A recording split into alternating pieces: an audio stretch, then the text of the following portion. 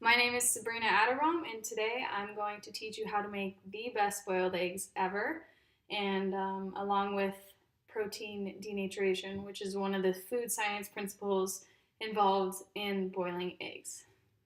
First, let's go over the ingredients and tools you're going to need to make perfect boiled eggs. First thing you're going to need is a saucepan. I'm only going to do a few eggs, but you could do much larger than this depending on how many eggs you'd like to make. For that saucepan, you're going to need a lid to cover it. Obviously, you're going to need your eggs. You can do pretty much as many as you want that fits at the bottom of the saucepan. I'm going to do 3 today just because it's just me. You're going to need a bowl with ice. You need salt and pepper, and then you're going to need a knife to cut them.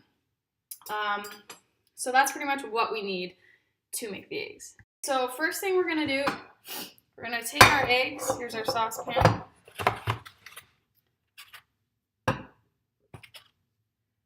And you're going to just set them in the bottom of the saucepan. So if you have a bigger saucepan, you can basically just fill it up as long as they're just in one layer on the bottom. And then we're going to go over to our sink.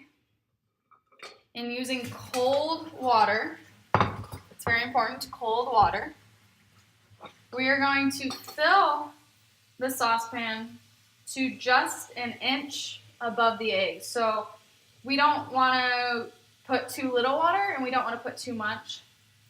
So I like to just go an inch above the eggs.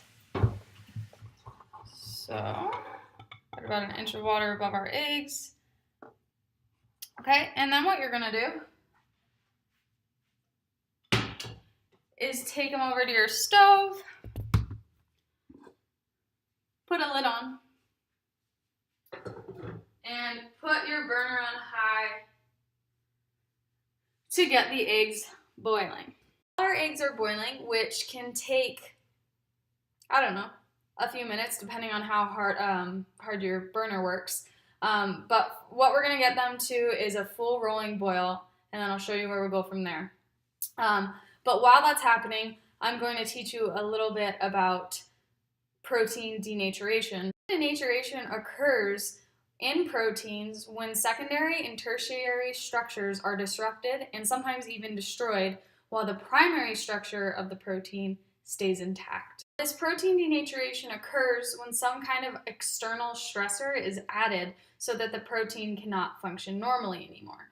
When we're looking in our case, the external stressor is adding boiling water. When you have an egg, you have the egg white on the outside and the egg yolk in the middle.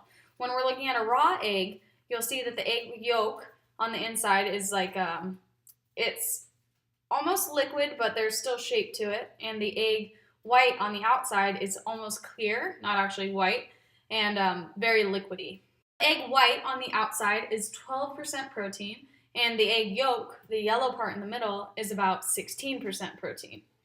Before being boiled, these proteins are in their normal state, which means that the amino acids are folded in a way that gives the egg the specific shape and properties.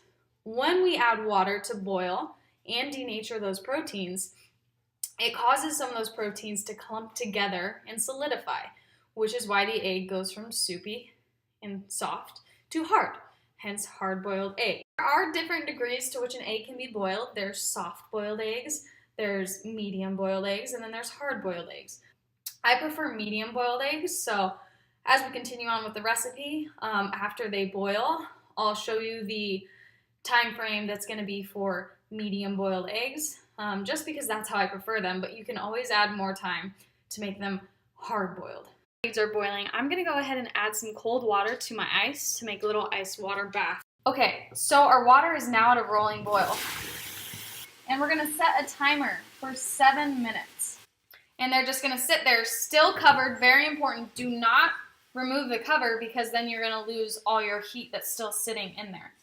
Before we take these eggs off of the burner, out of their water, I just want to reinforce the fact that if you want harder boiled eggs, you're going to go a little bit longer in the time. So I did 7 minutes because I like mine a little medium to soft boiled. So any softer, you would do less time, and any harder, you would do more time. Okay, so it's been 7 minutes that they've sat with the lid on. So we're going to take the lid off. We're going to take our tongs and grab, I see what the issue is now. Okay, so you're going to put your eggs in the ice water. So two of my lovely eggs cracked. And they do this interesting thing where they still cook, obviously, just outside the egg. So that's some egg white. Protein denaturation right there.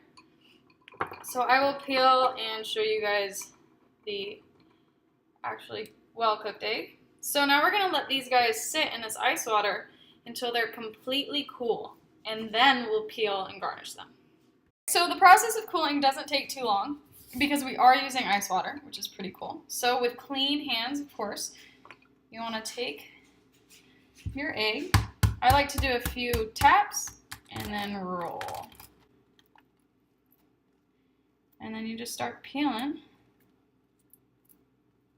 Sometimes they peel really well, sometimes I have a bad day. Sometimes life isn't perfect, but the egg will still taste good, and that's all I care about.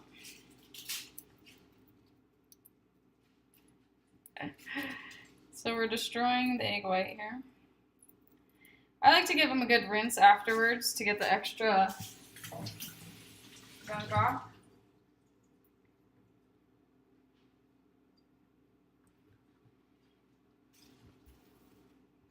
Okay, so what we have is a very poorly peeled egg. Pretty soft boiled. But that's how I like it. 7 minutes.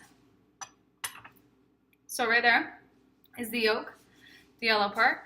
That's still a little soft because that's how I wanted it. And then the white on the outside. I like to do some salt and pepper. And voila. Rinse my hands. I'm just going to show us the solidified egg yolk. Okay, there we go. So see, it's a little soft in the middle, which is what I like. But we still have that denaturation of proteins because they've gone from nice and liquidy to solid. Oh yeah. That is tasty.